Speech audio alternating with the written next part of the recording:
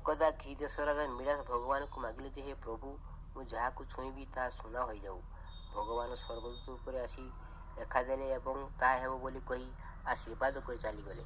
ରାଜା ଖୁସି ହୋଇ ତାଙ୍କ ଉଦ୍ୟାନରେ ବୁଲୁଥାନ୍ତି। ଚମତ୍କାରିକା ଦେଖିବା ପାଇଁ ଗୋଟିଏ ଫୁଲ ଗଛକୁ ଛୁଇଁଦେଲେ। ତତ୍କ୍ଷଣାତ୍ ଫୁଲ ଗଛ ପତ୍ର ଫୁଲ ସବୁ ସୁନା ହୋଇଗଲା।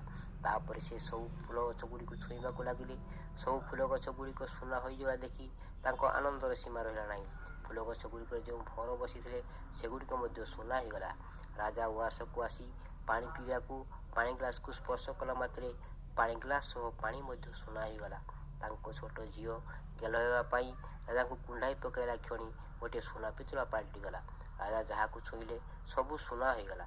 କିଛି ଦିନ ପରେ ରାଜାଙ୍କ ସ୍ପର୍ଶରେ ରାଜାଙ୍କ ବ୍ୟତୀତ ସମଗ୍ର ନଗରୀ ନିର୍ବାକ ସ୍ୱର୍ଣ୍ଣମୁକ୍ତ ନଗରୀରେ ପରିଣତ ହୋଇଗଲା। ହଁ ଦର୍ଶକ ବନ୍ଧୁ, ଟଙ୍କା, ସୁନା, ମଣିଷର ମୂଲ୍ୟବାନ ଗହଣା, ଘୋଡ଼ା, ଗାଡ଼ି ମୃତ୍ୟୁ ସମୟରେ ତୁମ ସଙ୍ଗରେ ଯିବ ନାହିଁ।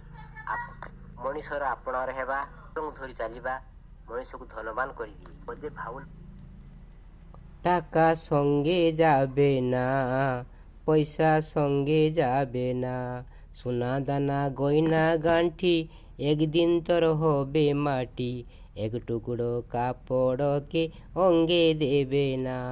টাকা সঙ্গে যাবে না, পয়সা সঙ্গে যাবে না, শেষের বান্ধব শুধুই হরি, শেষের বান্ধব শুধুই হরি, আর কেউ সঙ্গে হবে না।